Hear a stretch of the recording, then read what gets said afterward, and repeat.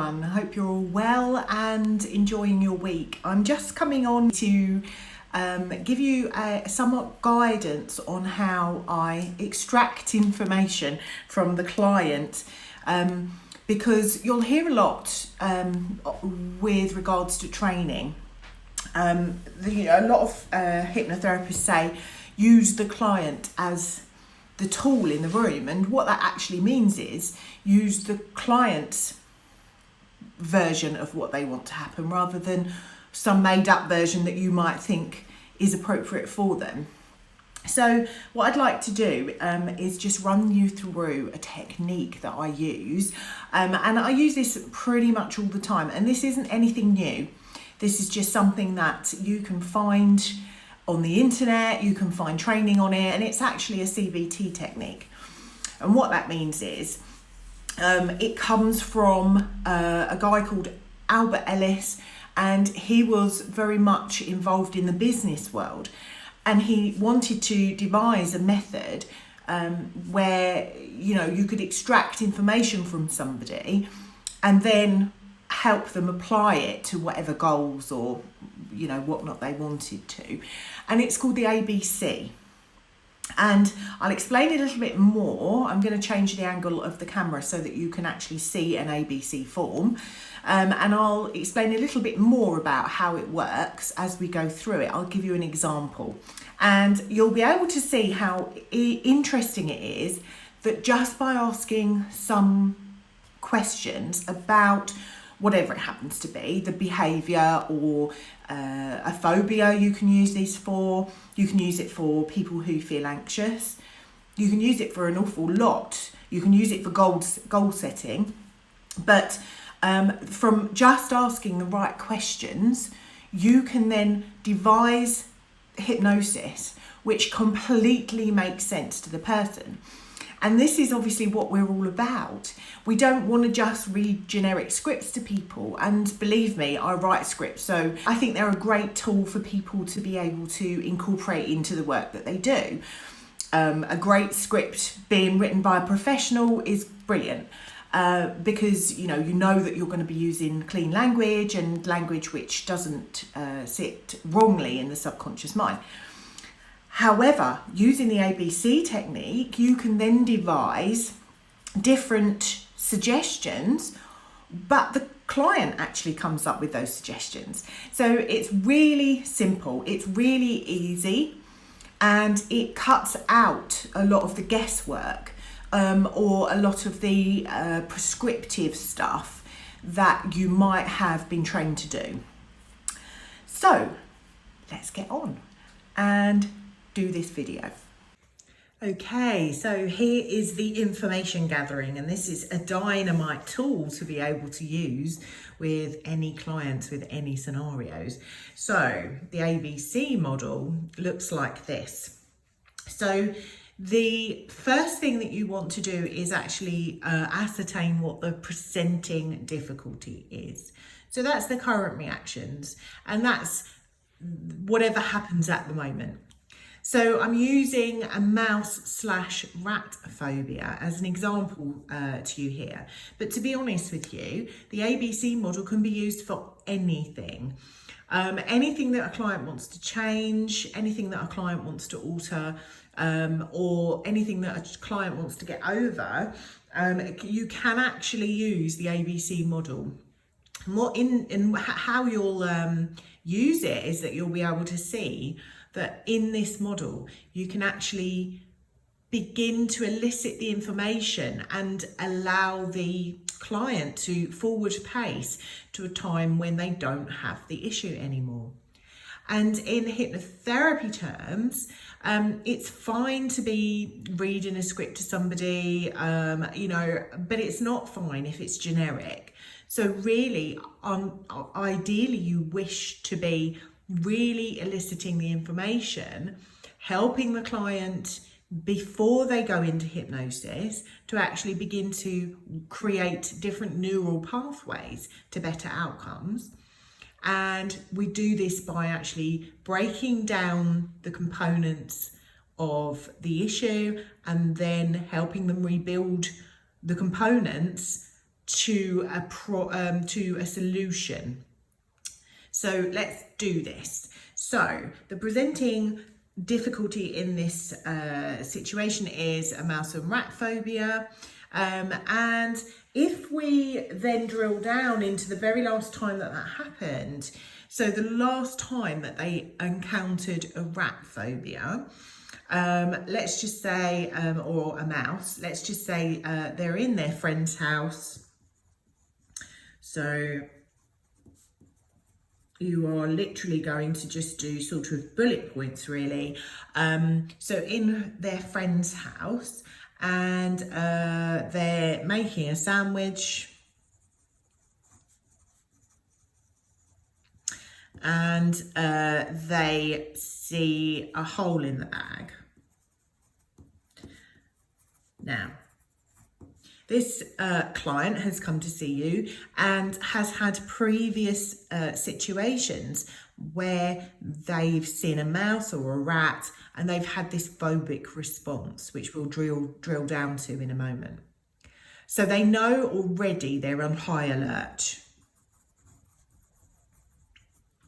So as soon as they're on high alert, they're looking out for danger. And just because a mouse or a rat might not seem dangerous to you, it doesn't matter. It seems dangerous to the client. So we're going to help them deal with this by looking at how this behaviour then manifests.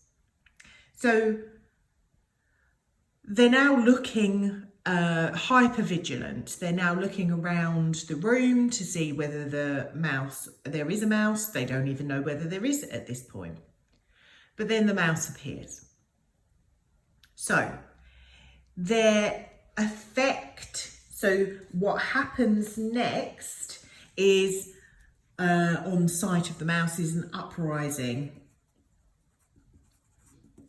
of fear. So they get a physical reaction. And that's to run away. Okay, so they actually see the mouse and they start to run away. Okay, so we're writing this in effects. So this is the uprising of fear that happens as a result of seeing the mouse. And then the behaviour is a physical reaction to run away. And we know this to be the fight, flight or freeze response triggering off. Okay, so her panic response, all of that adrenaline pumping into, the part of her brain that then switches on the fight, flight or freeze response. Now, she's telling you an awful lot of other information at the same time. So as she runs away, she then phones brother.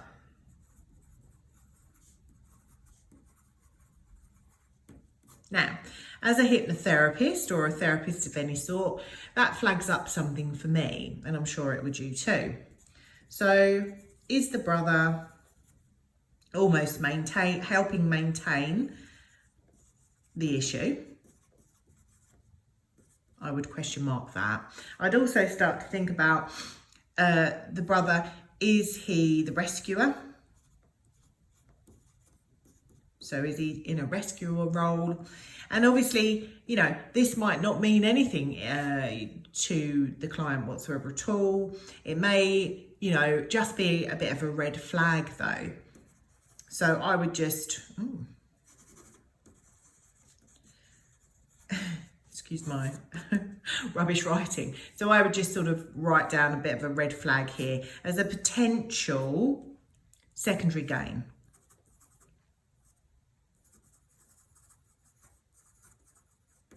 And I may never do anything with that particular part of the jigsaw puzzle. However, if the client did not recover from their rat or mice phobia after doing some work, then we could look into the whole secondary gain arena, because it may be that actually she feels very secure with the brother. She feels like the brother is the rescuer, albeit, not consciously. And so therefore she doesn't really want to relinquish that attention that she gets from the brother, the care and all of that. So we would look into this in more depth, and this is why this is really useful, because you get an awful lot of information that you can use going forwards. So we look at the actual reaction again. So let's have a look. So your physical reaction is to run away, then to phone the brother. So at this point of running away, they run upstairs. But then they realise with horror that actually by running upstairs, they've trapped themselves. So now they get a feeling of being trapped. And that's quite significant. Okay, so the brother says, get out of the house. And so they muster all their energy that they can, and they close their eyes and they run back down the stairs and out into the street. Now, as they run out into the street, they feel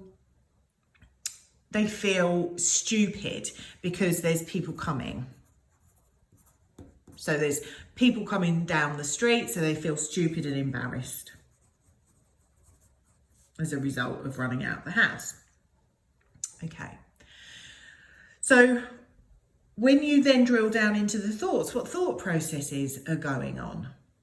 So this particular client might say, when they're upstairs, I'm really stupid, which is again quite a sort of significant note to make, and I would just make a note of that. So I'm really stupid, that's quite a frank statement to make to yourself. I can't get away.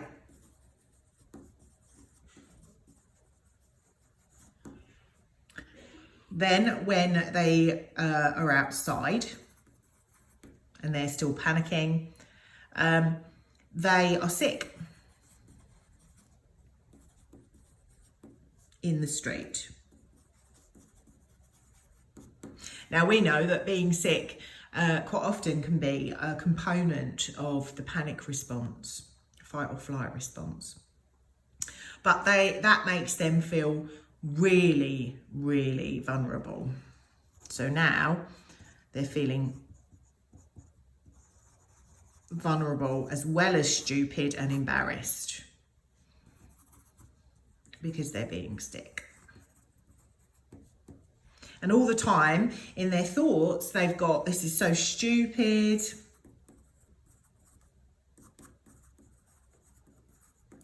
I don't want to be afraid.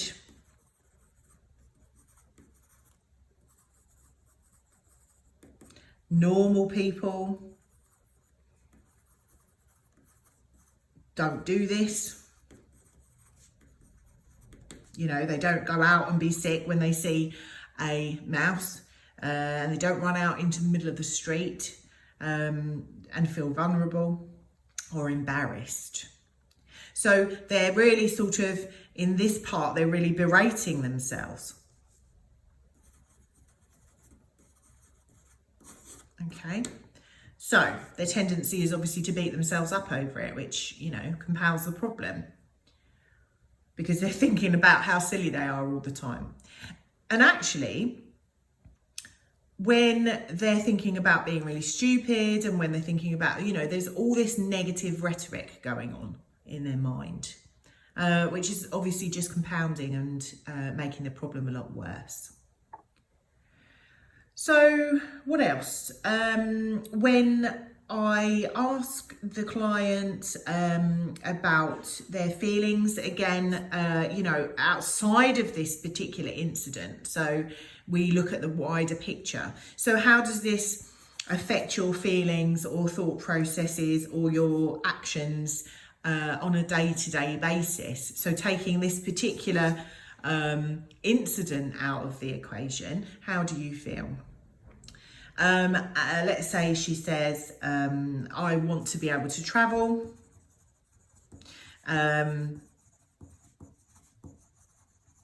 To Asia, but I can't travel because, you know, in Asia there's lots of rodents, and at one point I went to India and got trapped on a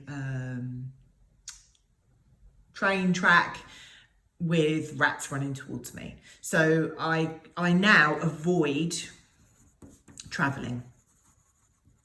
So again, we have another thing here which, you know, is counterproductive to the client's life. So she avoids traveling. She doesn't want to go anywhere. And we know that the subconscious will avoid what it fears and what it doesn't want to happen. So, okay, so there's quite a lot of information there, okay, that we've got. So now, in order to help the client to really write their own suggestions, we're going to now look at how she'd like to behave. So we get her to have a look into a scenario. So let's just take the scenario that let's just say she also says that she lives in the countryside. And what happens is that it stops her. Let's go back to this, hang on. It stops her from going to, stops her from enjoying nature,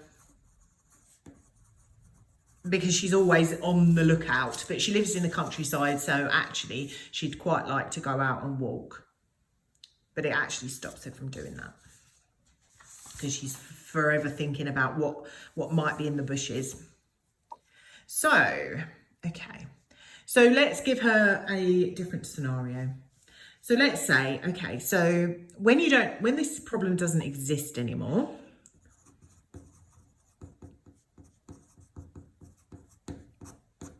so let's assume that you leave here today and your problem doesn't exist. How is this going to look for you? How differently are you going to feel? So imagine walking down the road near where you live or anywhere,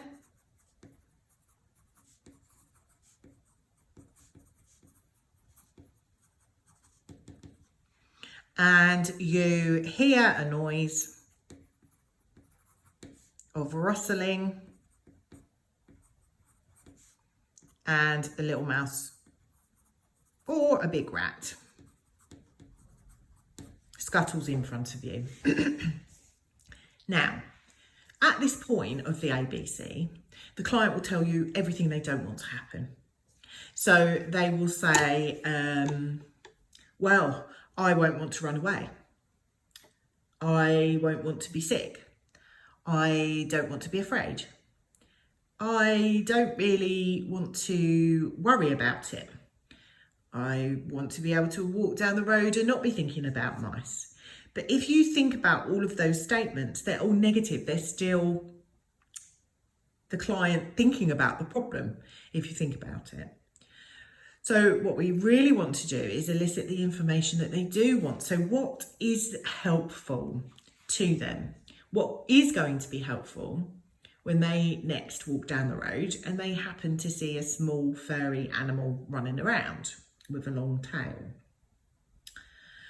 So let's say the client says, I would like to feel calm and relaxed when out walking. And I would say, or anywhere, because you're covering all bases.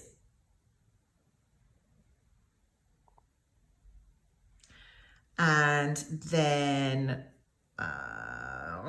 she says, I would be thinking about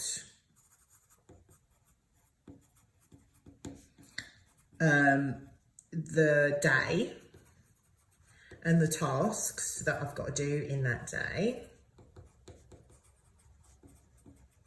Bearing in mind, she's obviously sometimes saying, I would like to be thinking about the day and the task in that day. And I don't really, instead of thinking about the mouse or all the rats that might be there.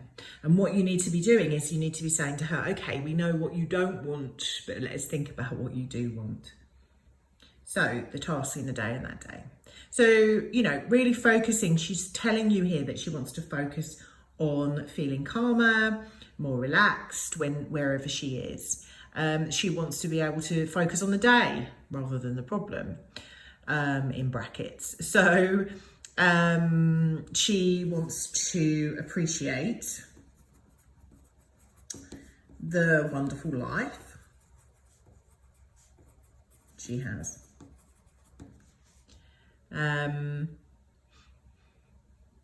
Wants to feel carefree as she goes about her normal day, everyday life. She wants to feel, she says normal. Now, it doesn't matter what normal is to you or me. Normal is whatever normal feels to her. So that's fine. She wants to feel normal. And she wants to be able to notice her surroundings more.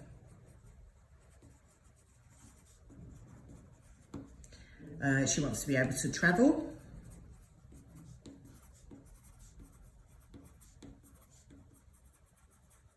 And go to places that she hasn't had a chance to travel to yet. So when I say to her, how is your body going to feel in this scenario, in these new scenarios, when you're actually just feeling carefree, you're feeling normal, you're just noticing your surroundings more, and you're traveling and going to places that you want to go to. How is that going to feel in your body? And she might say, in my body, I just feel totally calm and relaxed. So all of these things, you are starting to get a good picture, and so is she, of how she'd prefer to behave. So now comes the thoughts. Okay, so when you are doing all of these things and you are, noticing the changes and everything is very positive, what are your thought processes going to be? She may say, I'll be congratulating myself.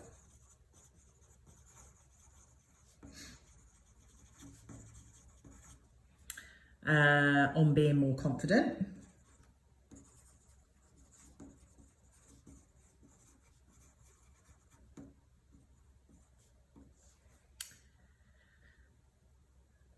And I'll be pleased to be an inspiration to other people.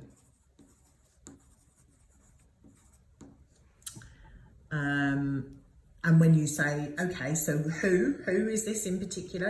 Other people, my friends and family. And especially my nephew. Okay. So I would then read back through that and ask her if there was anything else that she wanted to add. And if there was nothing else that she wanted to add, then obviously we would just proceed then with the actual hypnosis part of the work. Now, you can either do this in one of two ways. You can either gather all of the information on session 1, and you can, do some form of rewind technique, or you can do some form of desensitization technique, hypnotic desensitization, just to be clear, not the old-fashioned desensitization, which nobody uses or likes anymore for good reason. Or you could do, you know, a very simple kind of introduction to hypnosis, so you could do that on the first session. If you're doing it on one session, and you're able to, then you now would begin to formulate some ideas of suggestions that the client's already given you. And if you see, everything here is what the client wants to happen. So actually, at this point, if you just read a generic script that maybe didn't make any sense to the person's subconscious, then obviously you'll be doing them a disservice. However, because you've gathered all of this information, they've already done their own therapy. And at the point at which you're here, getting them to have a look at all of these things, they've already begun to write a different scenario in their mind. Can you see that? So at this point, if you were just doing one session to rid somebody of a phobia, I would now be writing some suggestions down that I'm going to then incorporate into the session. And really, they've done 90% of the work themselves. So you've helped them to elicit the information and actually tell themselves how they're going to make the changes. So let's have a look at what they've got. So I would say some suggestions might be, when I next walk down the road, or anywhere at all, I will feel calm, relaxed and confident. Next suggestion might be, I will be fully immersed in whatever I have to do for that day. I'm really looking forward to whatever the day brings.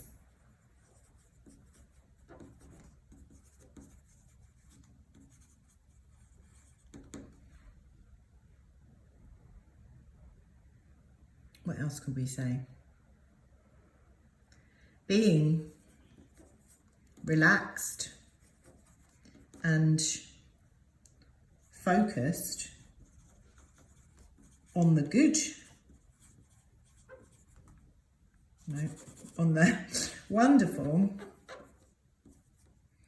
things in my life, allows me to enjoy life more.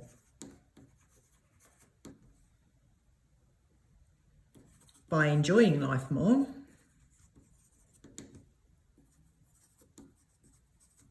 I am happier, more content, and can fully appreciate who I am as a person.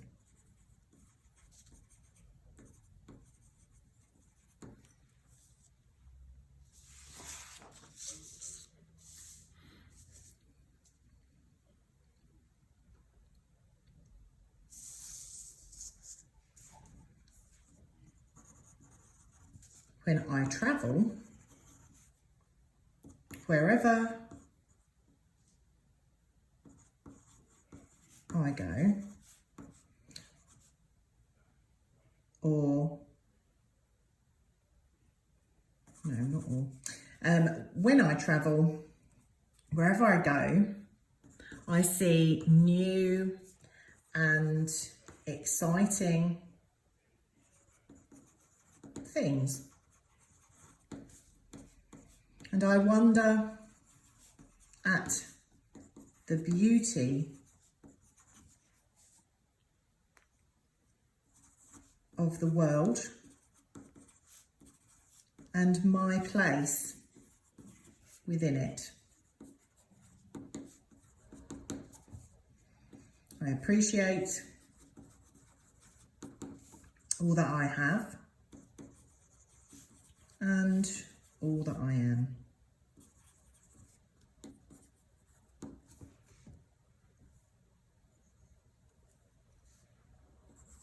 Because I am free to explore now.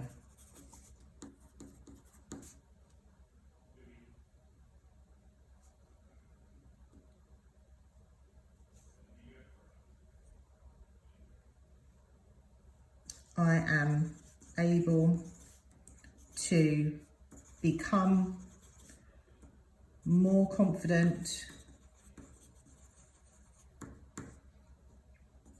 whilst calmer and more self-assured in every way. Because I have learnt how to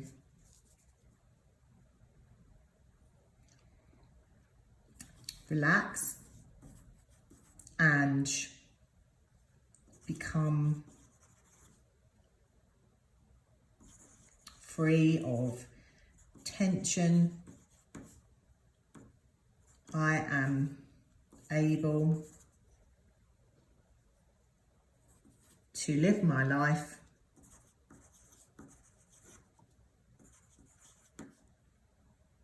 in new and wonderful ways.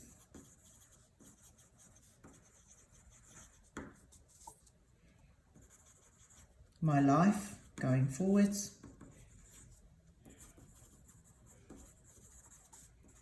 will be full of interesting things. I embrace all I am and all I can achieve.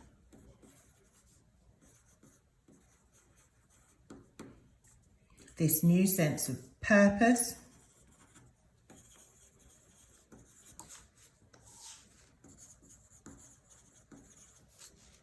ripples out to every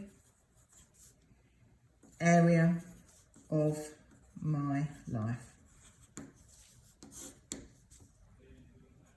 so that all of my life improves and I become calmer in everything I do.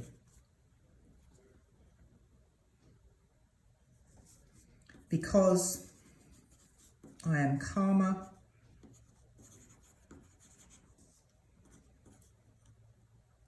I can be a real inspiration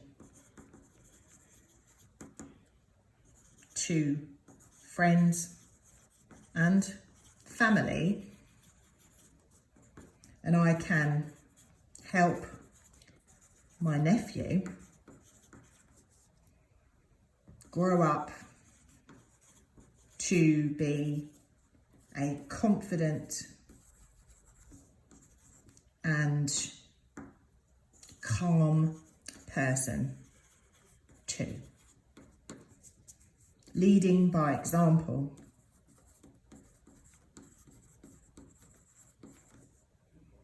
is a positive